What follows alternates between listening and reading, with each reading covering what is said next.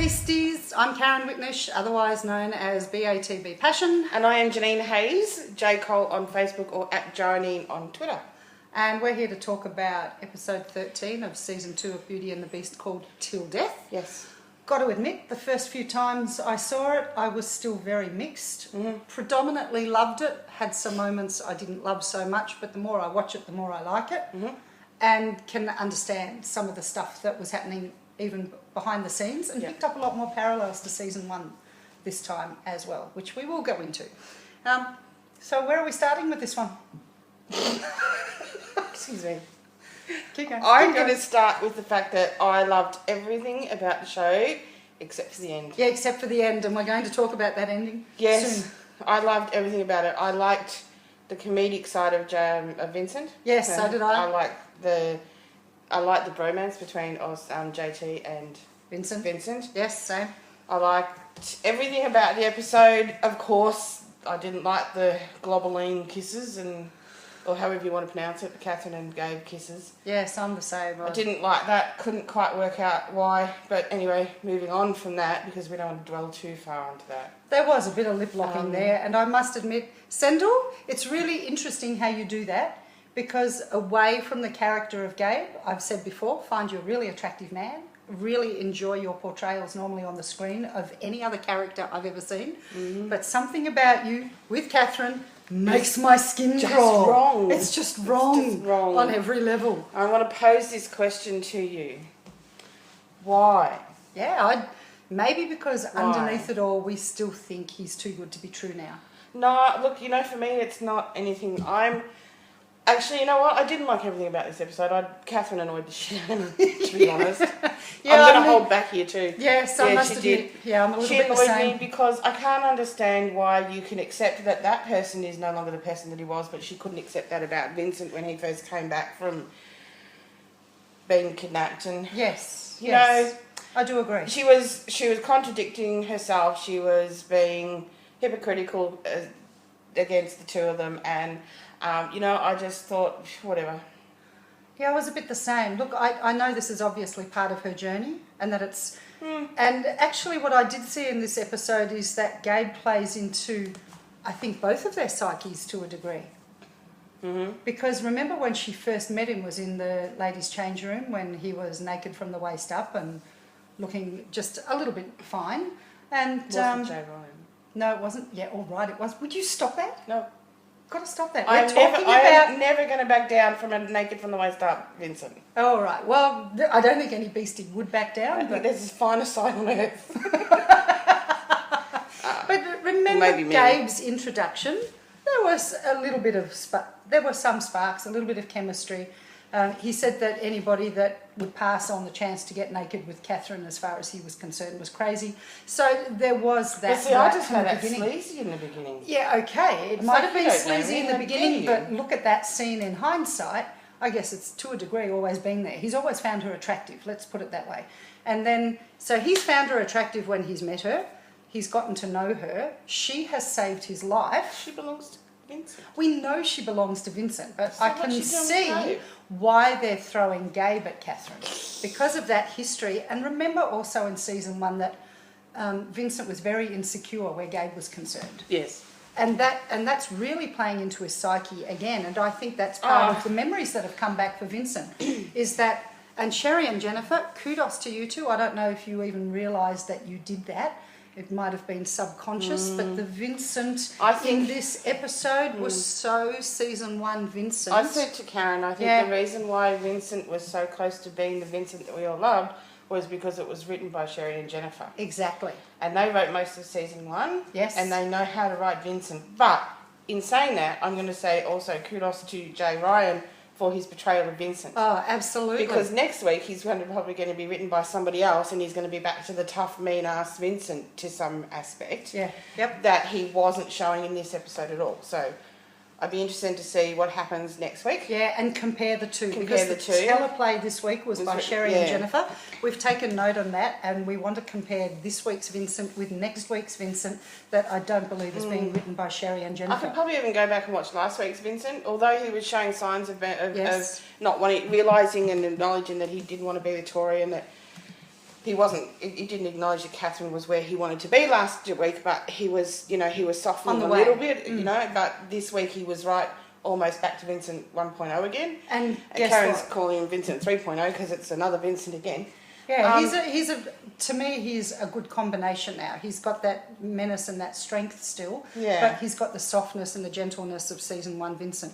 He can be a menace on me anytime. Oh yeah, well, that just goes without saying. He could beast out with any of us any day of the week. Yeah. But what brought that home for me then was this so plays into his insecurities where Gabe was concerned. Yeah. He almost had that belief last season that Gabe was ultimately the better candidate for Catherine because he had the money and the status and he didn't have the baggage. Okay, baggage appeared, but that baggage appears to be gone. And even he said it in this episode that he's not a beast anymore. I still don't know. So he's gone back to that innate belief that Gabe ultimately is a better choice for Catherine, and he's bowing out. He feels he's not worthy.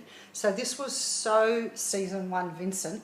And I've got to hand it to Jay because I didn't know how he could turn that around to go cold-blooded killer Vincent with still, I thought, a lot of qualities of Vincent from season 1, but he so seamlessly has transitioned from the Vincent of the beginning of this season to the Vincent he is now, and I've got to give him props. It's been a seamless transition, beautifully done. Yeah, very well done. Yeah, theoretically, I wouldn't have believed he could do it because of where he's come from to where he is now in episode 13, but now having watched him evolve, he's made it seem so real, and I've got to give it to him. That was brilliantly portrayed. Mister, you deserve a major motion picture. Only after Beauty and the Beast is over. In several seasons' time. Or in hiatus times. But anyway, I do honestly think that this episode belongs to very much to Jay Ryan and his ability to act to be Vincent, and second to that is Austin. Yes. Yeah, I love the moments between you guys. Seriously, Vincent and JT, it's beautiful. The bromance is back, baby. Yeah. And it's in full force. I got Les that sense. Miserables. Les Mis. I loved, oh my God, they look like Brangelina. Yeah. Even that little wise crack when Vincent offered to go and investigate Gabe by going to the loft, and Tess was talking about doing financials in a background. Great way to start a relationship. Great way to start a relationship. And JT was gung ho. I'll do it. I'll get on it. I'll investigate. I'll start now. He wants Gabe to be bad. I don't know if he wants Gabe to be bad so much as he wants Vincent to have what he deserves. Yes, exactly. No, I'm going to say what he deserves. Not what he wants, what he deserves. Both then. He deserves to be in love. He deserves a happy life, and that is with Catherine. Yeah, exactly. So that's all part and parcel of it. So, JT, you tickled our funny bones so often. The grins on your faces.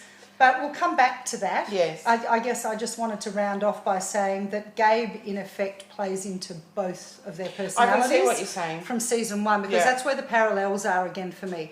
In episode 13 of last year, it was the Valentine's Day episode, and JT was giving Vincent pep talks about wooing Catherine. He's done exactly the same in this Valentine's Day episode.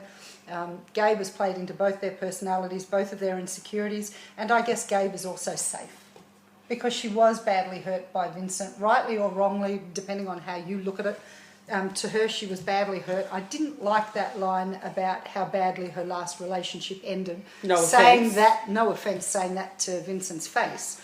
But again, better it than plays say it into behind her her state back. of being. Better she say it to his face and behind his back. But it's played into her state of being as well. She's obviously seeing Gabe as a safe choice. She won't be hurt as much. She's not going to invest as much emotionally. We all know that. And obviously she's going to pick Vincent fairly soon. I'm going to be interested to see what happens to Gabe once she chooses Vincent. And I hope it's not like in another 5 eps. I want it to be next week. It won't be. Catherine Ashton has tweeted that next week's episode is a game changer. Again. They've all been game changers. The last 4 episodes have been game changers. Yes, I suspect this is going to be the serious turnaround of Vincat. I'm going to throw something at you. Okay, fire away. Okay, timelines. Yes. I don't know. Let me explain. Maybe you might get it. All right. I'll try. I'll try. This girl's mind works at 100 miles an hour, so I'll try. And I can't keep up with it. My mind's out there and my body's going, yeah, I'm coming. Anyway, so, timelines. Yes. Gabe says, no, not Gabe, Zhao says in the beginning of season 2's episode, yes, that the government knocked on his door 15 years ago. I am Muirfield. Right? Yes. They're talking about game kidnapped as a child. Yes. More than 15 years. Oh, yeah. Talking about being Muirfield. Yeah. But Zhao said he was Muirfield. He carried on the work from his father, remember? Yeah, but... So his father had started before him, I'll accept and that. He became Muirfield. Okay, I'll accept that. And Stop there. Okay. I've accepted it. I don't need any more explanation. Yeah, but the only thing I did want to throw in there was that 15 years ago, it was the FBI that came knocking on Zhao's door. Yes. And it was Bob Reynolds. Yes. So Bob Reynolds has been at the heart or the core of this for 15 years. Okay. And can we move on now? Yeah, we can move on now. Right. But yeah, Zhao did talk about taking over from his father. 15 years ago. 15 years ago, yes, Right, okay. he did. My next question on the timeline Yes. is Valentine's Day this year. Yes. Valentine's Day last year, they were together. Yes. Right? Yes. And they were together after fiance Alex. Was it Yes. Alex? Yeah, Yes. Alex had gone away, then they were together. Yep. Okay. How quickly do you think Valentine's Day was to the end of that season, time-wise? I've actually... Don't go for just how long do you think it was? Well, actually, I reckon it's 2 years. For me, so much has happened that this is Valentine's Day 2 years later, not 1 year later. It's not though. Possibly not, but No. a lot has been crammed into. That's my point, because this is what we say. We say Valentine's Day last year. Give them maybe 4 or 5 weeks after Valentine's Day last year when everything happened because they were together and all of a sudden it seemed like taken away. days. Yeah, I know. Yeah. My point is that in this episode, a lot of time goes by because if we're talking maybe a month or two, that Because after Vincent's been back Valentine's for at Day, least 6 months. after Valentine's Day, we're talking maybe a couple of months after Valentine's Day last year. He was taken. He was away for 3 months. That's 5 months. Yep. He's been back for 6. He's been back for 7 months. Yeah, 6 or 7 months. Yep. So in that time, isn't it feasible that if he and Catherine aren't together, that he found someone else? Yeah. Because they're not together. Yeah. So who are you alluding to here, though? No, to Tori. I'm just trying to think, the whole Tori arc. People are saying, he broke up with Catherine and then he was with Tori and then, now he's broken up with but I mean, Tori's dead and he's going from this girl to this girl to this girl to this girl. There's a lot of time going past here that there we're is not being time going told. past because he had to heal from all of those wounds from being shot. That's that right. doesn't happen within a couple of days. I know. He never cheated on No, Catherine. I'm not saying he did. Oh, no, but you time-wise, don't, but no. a lot of beasties think that. And I read that even only today and yesterday, that Vincent keeps cheating on Catherine, and the only reason he's going back to Catherine now is because Tori's dead. You know what? Hello, what part of that episode You he can broke have up that with Tori opinion. before she died? You can have that Did opinion. you not see? But you're wrong. Yeah, I agree. You're wrong. But yeah. Anyway, so I'm just thinking time-wise, there's a lot of time that's going by in between episodes because even from the one where Vincent came out and said, my name's Vincent Keller after being thing, the next episode that we see is him on the talk and he says it's been a couple of weeks now. Yes. So then they're trying to draw out the guy from that. There could have been a month there that went past that we're not actually seeing. So for some people, they're thinking that everything's moving so quickly, but we're talking a long period of time that's gone past. Yeah, exactly. It could be 6 months or so. Yeah, exactly. So, this whole... Anyway, So I'm just trying to... I was trying to talk to someone the other day about timelines, and I'm like, it's only been a year since the last Valentine's to this Valentine's, and so much has happened. But... And that's got to screw with anyone's psyche as well. A lot can happen in 12 months. We've established lives that. can change. Like everyday lives, normal lives, our lives can change in 12 months. Yeah, we've established. So, So I'm just trying to... Don't like it, but I see it. Is there anyone out there that can contradict the timelines that we're going on, though? Because I'd be interested to know what other beasties think. I don't know. But a lot happens, so we'll work that out as we go. I think we got sort of a little bit... Well, no, because we were talking about Valentine's Day. Yeah, that's true. Yeah. That's true. And I'm going to say the reason why I didn't like the ending of this episode, because it was all built up to be an epic romantic Valentine's Day thing, blah, blah, blah, blah, blah. I think, yes, we needed the shot of Vincent walking off on his own and it was sad and it broke our hearts and all that sort of stuff, but why couldn't they end it on JT and T? Yes, thank you. With Tess showing JT the card. Why couldn't they have ended it on something lighter? Yeah, so that we weren't all agree. so devastated. Yeah, I would have loved to have seen JT at Tessa's door with the key in his hand, sort of going to slide it into the lock part, and maybe knocking at the same time because he's JT and he's polite. Yes. And the door opening to a evil grinning Tess, who just looks at him with a big smile on her face, and grabs him, pulls him into the room and shuts the door. That to me would have been a perfect ending. Yeah. A lot of fun. Yeah, and that's the only thing that I sort of didn't really like. I didn't like the ending and the way that it left me feeling so... melancholy. Well, I needed more. So I felt needy, and I'm not a needy person. I'm not a needy person, but I needed smiles and laughter to end that episode. If it had been anything other than Valentine's Day, yes. I get why Vincent had to be, I get it, but I wanted something happier. Yeah, I do agree. Anyway. And that was my gripe with that episode as well as still some personality traits. I get it intellectually why Catherine's choosing Gabe for the moment, and we all know she's going to choose Vincent over Gabe very, very soon, which is fantastic. And I still think even if Gabe is good at the moment, that her choosing Vincent will flip Gabe back to the dark side anyway. So either way, he's going to be the season big bad, probably for the last arc. I'm hot. Oh, I know. It's very hot in here. We might have to put on the air conditioning for Madame Janeen. So I apologise for any background humming noises, Beasties. What the? Motherfucker. Stop that. I'll have to edit this bit out if I know how. I forgot. All right, come back in here. So it's very hot in here. What would you give the episode out of 10? I don't know. I'm conflicted because I loved everything about the Vincent and the JT, and I love the awesome foursome together. And yes, so I loved, I love that they worked together right throughout it, and I love that Catherine questioned her thing with Gabe, but I hated that she was with Gabe, and I don't know. I know it was very conflicting, wasn't it? I loved it and I hated it and I loved it. No, I didn't hate, but you know what I mean. Like, I we loved could it. never possibly hate it. No. I loved it. Possible. Didn't like the Gabe and Catherine moments because I just... They don't sit right, do they? No.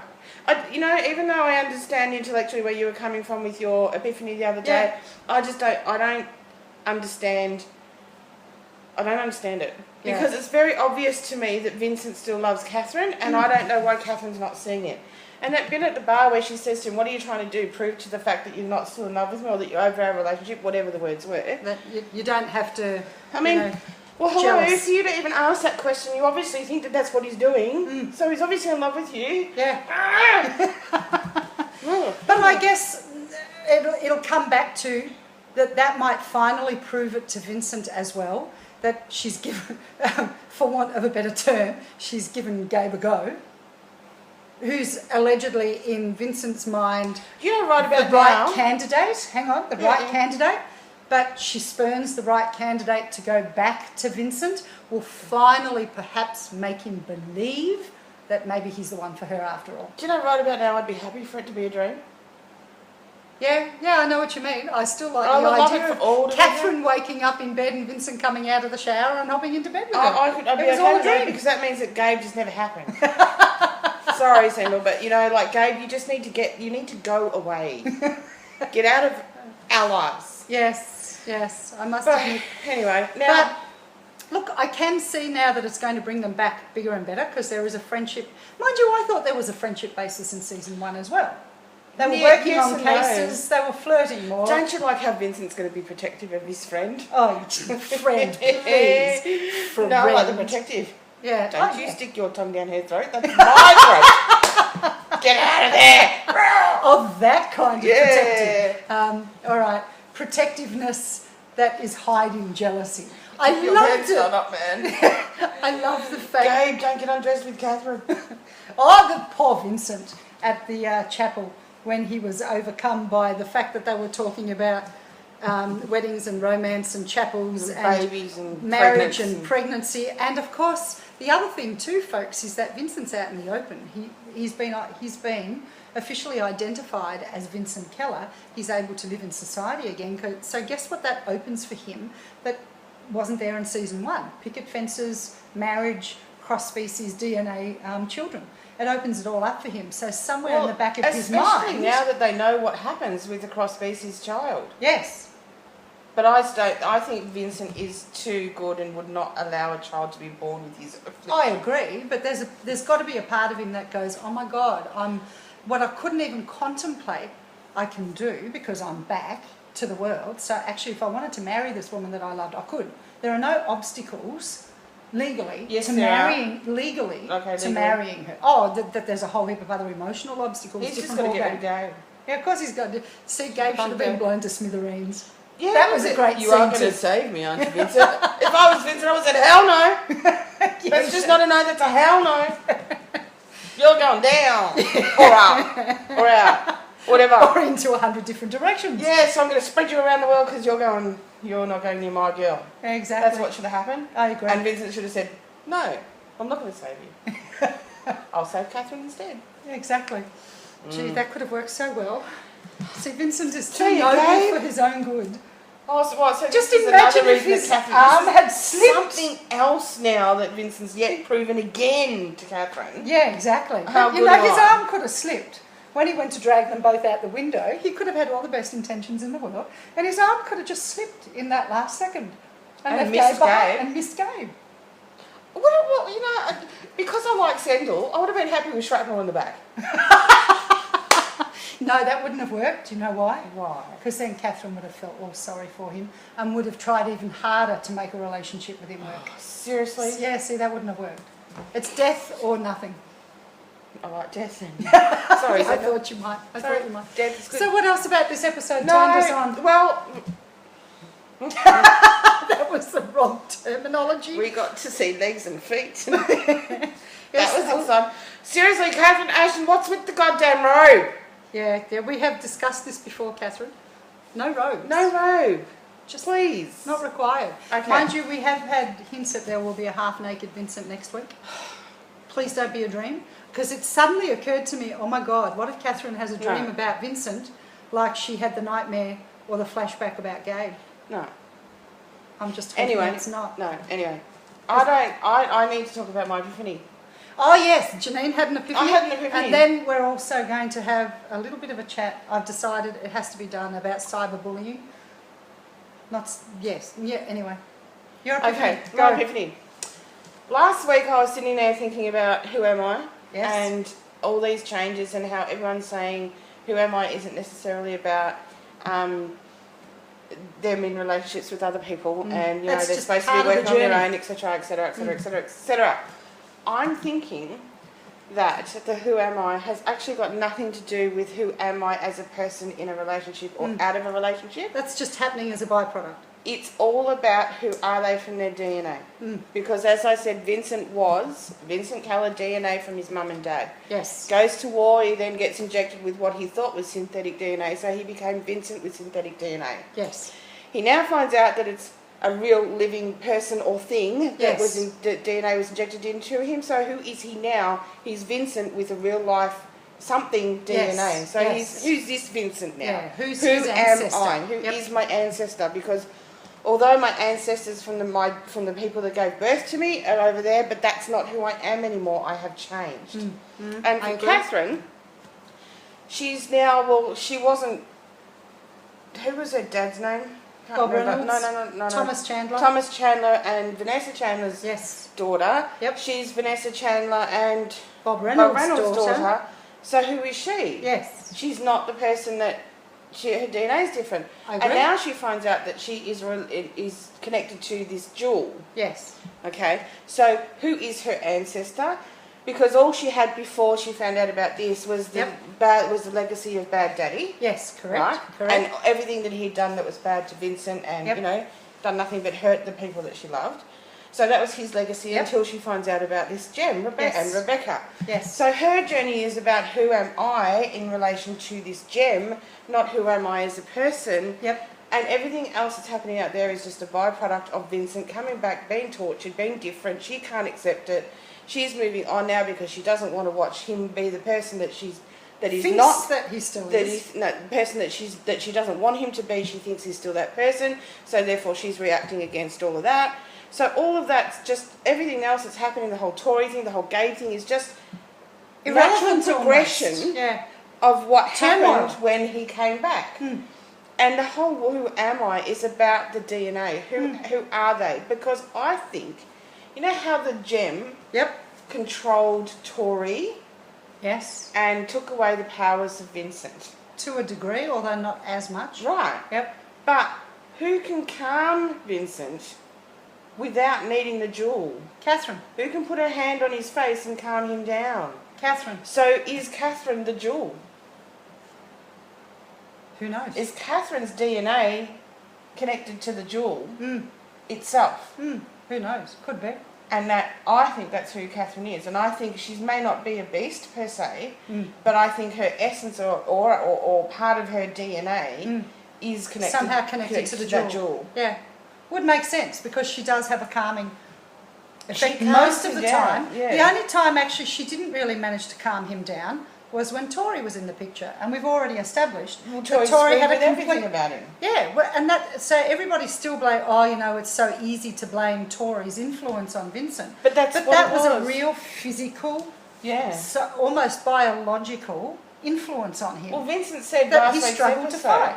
Vincent said in the last episode that it's not just that you amplify my power; it's everything. It's the way I think. It's the way I feel. And behave, everything. So, like we said last week, he's almost two different Vincents when there was the one he was with Tori and the one that he's with Remember, not. just before Tori, he was starting to come back. He was starting to come back. And then it went stone cold in the opposite direction. And guess what? Tori's dead and he's back.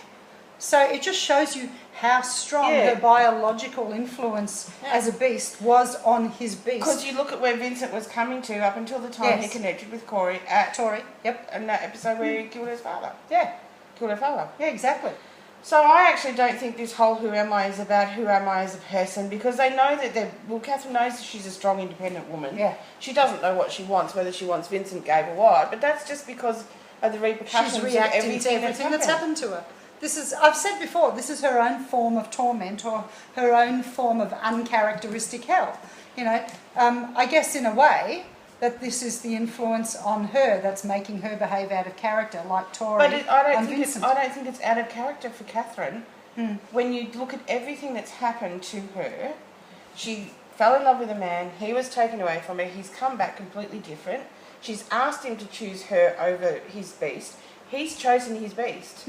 So she's angry. She's rebelling against that. Why didn't he choose me? I don't understand. Okay, well, if he's going to go there, I need to move on with my life. I'm going to go over here. Yeah, That's just a natural progression. True. Yeah, actually, you raise a very valid point. If someone treated you like shit, it gets to the point where you go, you know what, I'm not going to do this anymore. Even if I understand why he's behaving like that, it doesn't mean I have to put up with that for the rest of my life. And she doesn't know if he's going to change, for all she knows.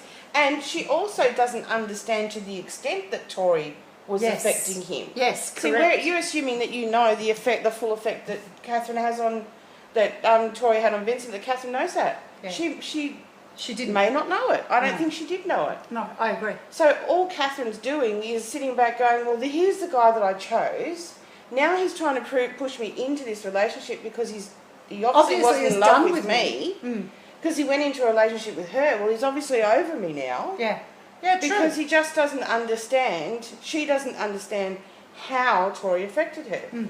And God, JT, can you please break the bro code early in the next episode? Yes, please. Because Catherine needs to be told that Vincent does love her, and she needs to hear it in order for her to stop and go, hang on, now what choice do I make? Now I have options. I didn't know Vincent was still in love with me. Yeah, I didn't realise that he was still in love with me, and the main reason he couldn't come back to me was because of Tori. And okay, now that Tori's gone, it's not great and it's sad that she's disappeared, but this man still loves me and I still love him. I searched for him for 3 months. I would turn my world upside down for him. Yes. You don't do that and switch off and not love. And she herself has said, just because we're not together doesn't mean we don't care about each other. So Catherine's going, I care. And Vincent's going, well, I'm not worthy of you. You go over there. Yeah, well, that's very true. 2, a candidate that he was jealous of in season 1 was a much better choice for Catherine. So we've come full circle to season 1. We really have come full circle. And I just think the saying separate the two. I know. In this instance, it was but I think that's what it is. I think it screws with your head. For me, with that light bulb moment about the whole epiphany about it being their DNA, I then sat back and went, well, okay, well, what's happened? And to me, it's just a natural progression of two people that love each other and can acknowledge that there's a feeling, but he's made choices that affects were what wrong, he thinks that affects she what deserves. that she deserves, and so therefore she's only feeding off his decisions.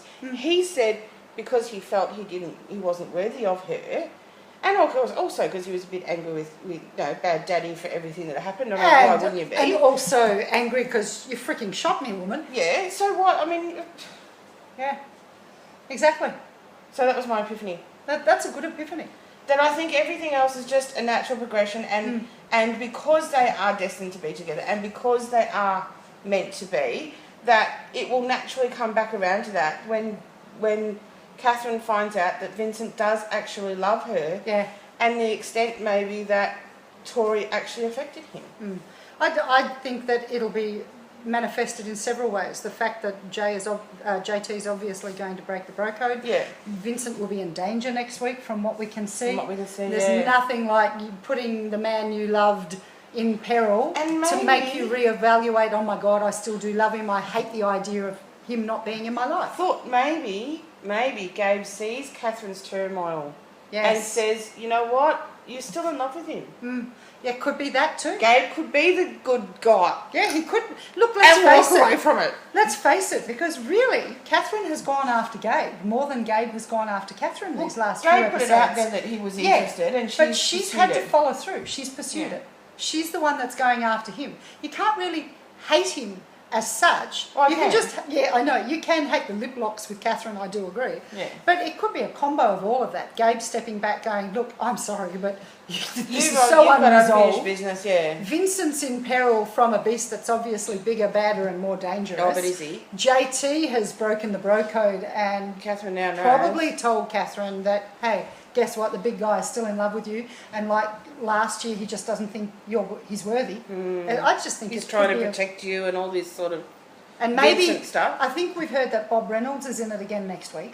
I think so. Maybe, just maybe, the redemption part is that he doesn't do something they all expect him to do in the circumstances, redeems himself, and that combined with everything else is this multi-layered cake of stuff that happens that makes her go, oh my God, I'm an idiot, I have to be with Vincent. Yeah, well, I think we've worked out that the funeral is supposedly Gabe's.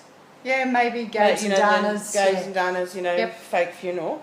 So I don't think we need to worry about whose funeral. And if Gabe is meant to be dead and is not meant to be seen, maybe we won't see much of him next week either. God, we can only hope. Seriously, I reckon Gabe should have been, Sandal should have played a character anything other than Gabe. Well, no, he should have played Gabe, but, maybe have him fall in love with Tori when she first arrived on the scene. No, that would have been, then they could have had the awesome sixsome. Yeah, well, that's what I mean. Gabe and Tori, JT and T, and Vincat. Perfect world.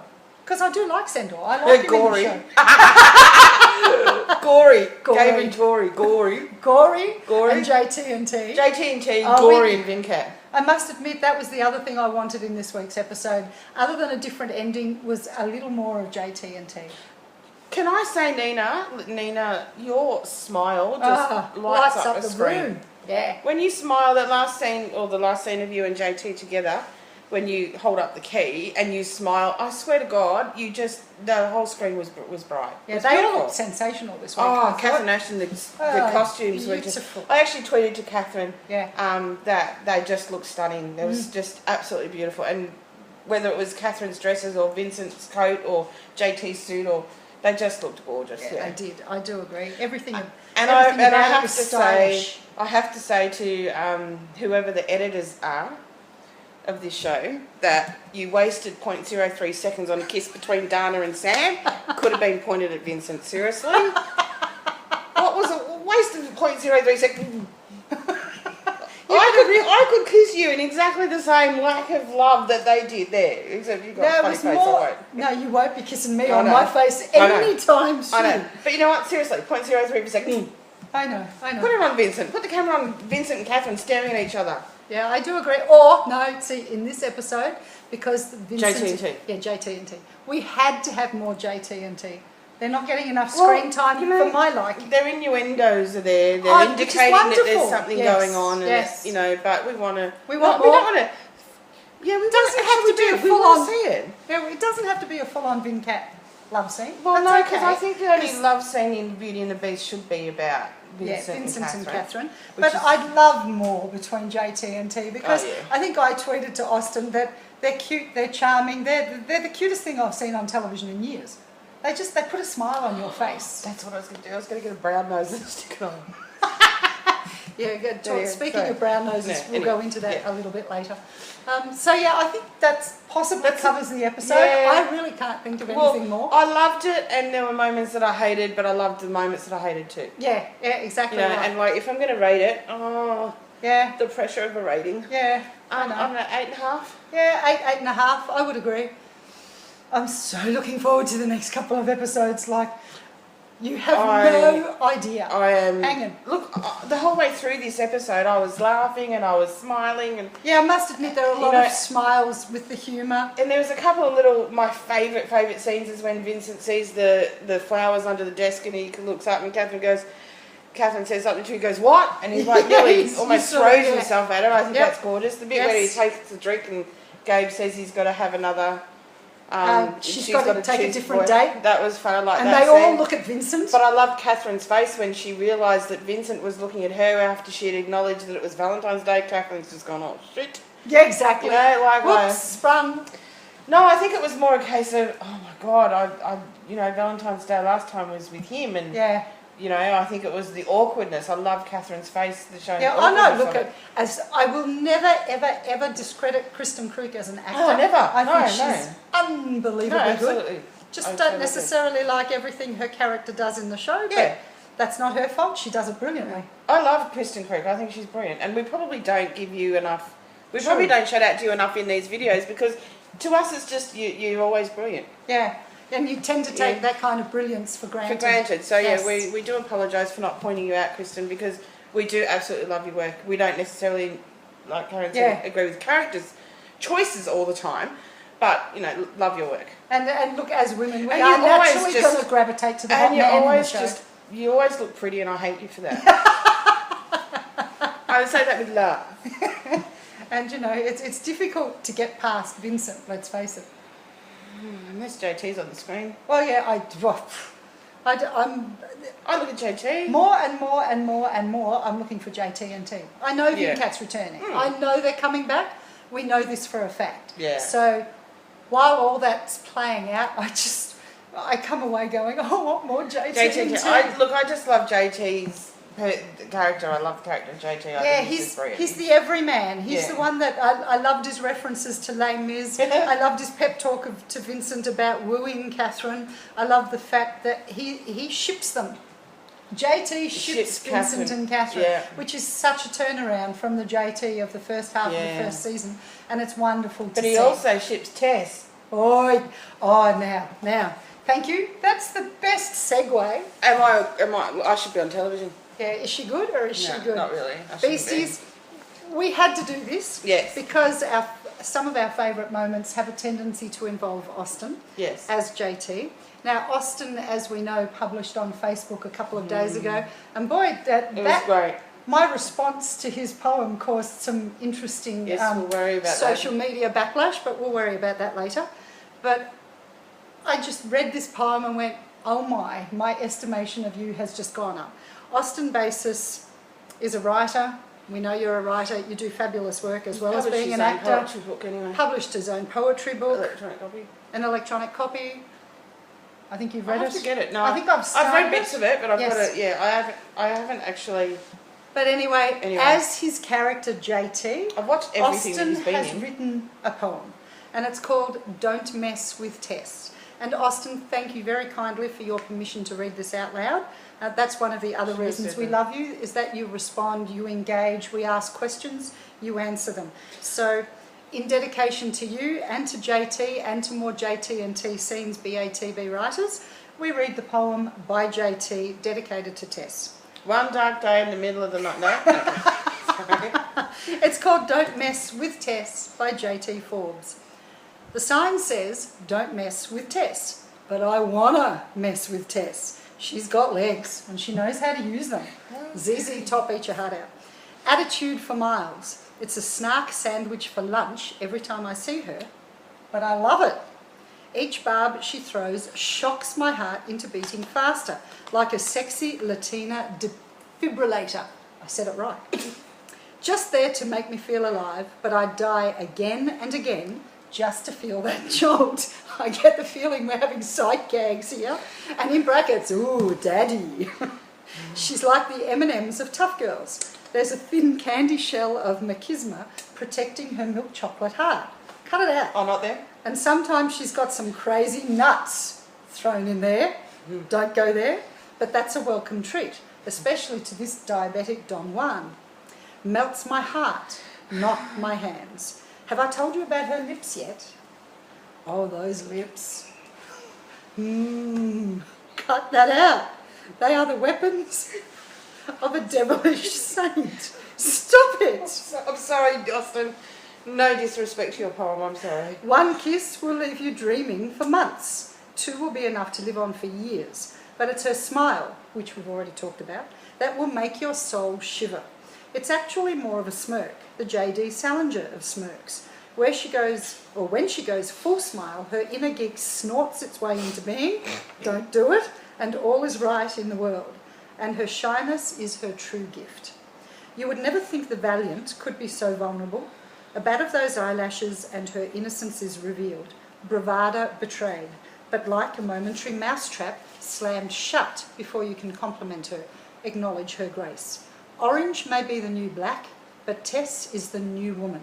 She's a beauty and a beast, in brackets, in bed, go JT. You read it here first. Don't mess with Tess, leave that to me. Signed, JT. Now, if that's not brilliance, I don't know what is. Taps into who Tess is, taps into who JT is for the gestures for Valentine's Day. And I really did not mean any disrespect. With oh, well, my, we know she didn't. You know. We know because we love you. I was just being a nod. BATB writers, please, let JT read this out to Tess at some point in the show, in the next few episodes. You'd bring the house down. You'd have a lot of delighted beasties around the world just grinning from ear to ear because Tessa's response to this would be priceless. It would be, she'd be all bashful and shy. She'd be bashful and shy and do that grin and but then sort of strut away going, I'm all that. That's about me. I'm all that. Yeah. Yeah, she'd love it. So we had to get that in there. So thank you, Austin. Thank you, Austin. For playing one of the great characters on television. We enjoy it immensely. Now, having said that, I have to go there. And I'm going to go there as gently as I can. One dark day in the middle of the night, two dead men got up to fight. Back to back they faced each other, drew their swords and shot each other. A deaf policeman heard the noise and arrested the two dead boys. And if you don't believe this lie is true, ask the blind man because he saw it too. I knew I loved this woman for a reason. I love you, I love you, I love you almighty. I want your pyjamas next to my nightie. Don't be mistaken nor misled. I mean on the clothesline, not in the bed. Okay then. I'm trying to stop her from going where she's going. I'm not going to go there in a long-winded way. All I want to say is, now stop it, because this is actually against cyberbullying. Okay. Because what I relate if you're going to go there, I'll let you do that. Yeah, no, it is about cyberbullying. All right. Because at the end of the day, I relate this back to being a mother. I have a 20-year-old daughter who doesn't have life experience and life wisdom. I mean, she's absolutely beautiful, my child. But if she got the sort of crap sent to her that I got without having the emotional tools to deal with it, the fallout can be huge. So it's not the specific. Yeah, we both got attacked. A lot of beasties know we both got attacked this week. Sort of sometimes completely out of left field for no particular reason. Austin emailed or tweeted out that poem. I responded to it because I genuinely love the poem, and we all know, and you all know, I'm a genuine admirer of Austin, and copped quite a bit of crap in return. And I'm not even going to go into what it was or who it was, but it just made me realise that there are grown women out there who just don't know how to behave. If you want to send out hate, if you want to send out being mean and nasty, guess what? That's your prerogative. I don't take it personally. But others who are less vulnerable, because I'm strong and I have broad shoulders, I can take it on board. I don't care. I laugh at most of it, actually. Well, but I relate it back to my daughter, and I relate it back to the people out there that cop crap like this, that don't have the emotional tools to deal with it. We hear and see of young women of 19, 20 and 21. This is why it brings it home for me, because I have a child that age. And I think if she was subjected to that and if she was vulnerable, the sort of impact that can have on her psyche, that's wrong. It's just so wrong on every level. That's cyberbullying, and I will not stand cyberbullying. If you want to come out and attack, be my guest, but don't hide behind an anonymous persona. I'm Karin Whitnish, this is Janeen Hayes. We're up front and centre, and guess what? What you see is what you get in both cases. If you want to do that, have the balls. Can I just say? Yeah, hang on. Have the balls, and I lay down a challenge. Come out from behind your anonymous persona that nobody knows, and own it. I may not agree with anything you say. It's not even a matter of agree. Come out and own it. I might respect you a bit more. I still don't care what you say about me, but at least I'll respect you more for having the balls to own it. And not hide behind pen and paper or computer. All I'm going to say is, at no point in time have either Karin or myself ever said that you have to agree with us. Oh, hell no. You know, we've always said you can have your opinion. You know, we're all for you having your opinion. If you want to ship if you want to ship Catherine and Vincent, or should I say Jay Ryan and Kristen Krug as a real couple, and you want to believe that, you go for it. Yeah, exactly. Go for it. But don't send them hate when they're not. But don't interrupt conversations with your hate that have nothing to do with it. You. And, you know, like Karin said, you know, I am what you see is what you get, and I've got skeletons in my closet that I'd rather people not know about, but my face is out there now. If they were to come out, well then, you know what? I'm going to own them, because I am Janeen Hayes from Melbourne, Australia. Yep, and you know I'm Karin Whitnish from Melbourne, Australia. So if you want to have a go at me, you want to say anything you want, you bring it on, because, you know, really at the end of the day... because I have to say, at the end of the day, when it comes to stuff like this, I sit down and think, you know what, is it really significant to my life? No. And it's not. No. Because at the end of the day, I turn off the computer and I go to sleep at night quite nicely, quite easily, because I know that I've been a good person for the day. Exactly. I don't know how you guys sleep when you are just doing nothing but tweeting nasty hate. But I really don't care about what you say about me, because you don't know me. I don't care what you say about the way I should be thinking or feeling or anything like that. I don't care. You're entitled to your opinion. You can have it. But let me know who you are. Yeah, exactly. Don't come hide. out from behind the avatar like you accused us of doing. Come out from behind the words that you are saying and show your face. And I'd like to sing a song now. Whoa. Lola, la la la la la la la la la. So, anyway, no, just moving on now. It's an in-joke. It is an in-joke between us. You know, what just own it. Own your hate. Own it. Yeah. What this has raised for both of us this week is cyberbullying. Yeah. And it's just wrong on every level. That, you know, the thought that women my age could be bullying women my daughter's age. Yeah. Just gobsmackingly appalls me. I thought we were smarter, more intelligent. You know what? I would expect that type of behaviour, the bullying on the cyberbullying and all that, from the younger generation. I would expect that, because that's because my nieces and nephews are all around that age, and you know they've had a couple of friends that have committed suicide from cyberbullying. Okay. So from that age, and one of my youngest nephews, one of his closest friends killed herself. It was even in the papers. Actually, I think one of my daughter's friends, the same happened to her. It happens. Killed herself from cyberbullying. And I'm thinking, I would expect this type of behaviour from the youth of today, not from the people that are our ages. Yeah. I mean, I'm nearly 46, and it dumbfounds me that people that are my age, and in some cases older than me, are the ones that are instigating it. And how can we, as adults, mature adults, condone that type of behaviour? Yeah, we can't. So what I'm going to do to you now, bullies, is I'm going to take away your power, and I'm never going to talk about you again. No need to. Anyway, so what I would like to do now... That was a hell of a... Anyway, what would you like to do now, What I would like to do now is just say...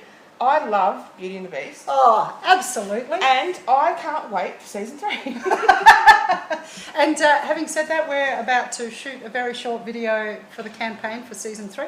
So we're going to have a little bit of fun with that. Yeah. Look, we love everything about this show. Totally. We may not love every scene, but we love this show. We adore, admire the actors, all of them.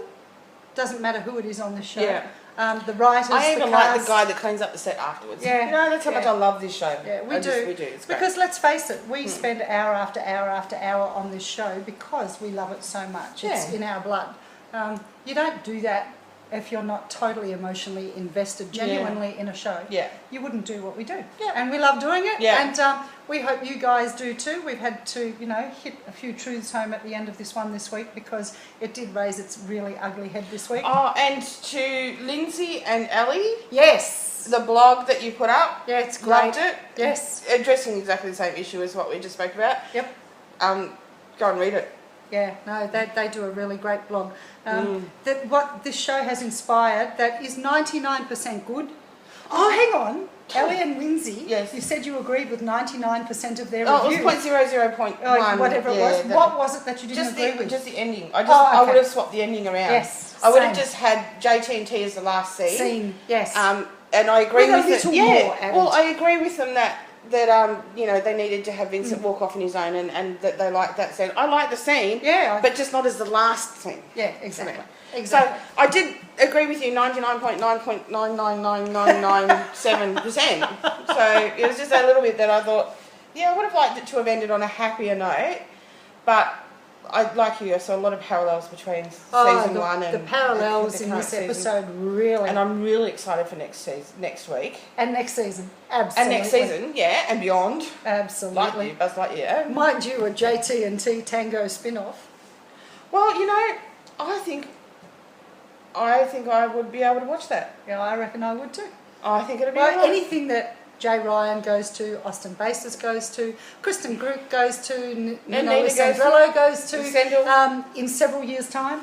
In several years' time, not next, no. We'll watch. Yeah, we'll watch. You've got a built-in audience now for life. Yeah, millions of supporters around the world. International. Never forget the international. CBS and CW. Anyway, we digress. Again, we're really good at doing that.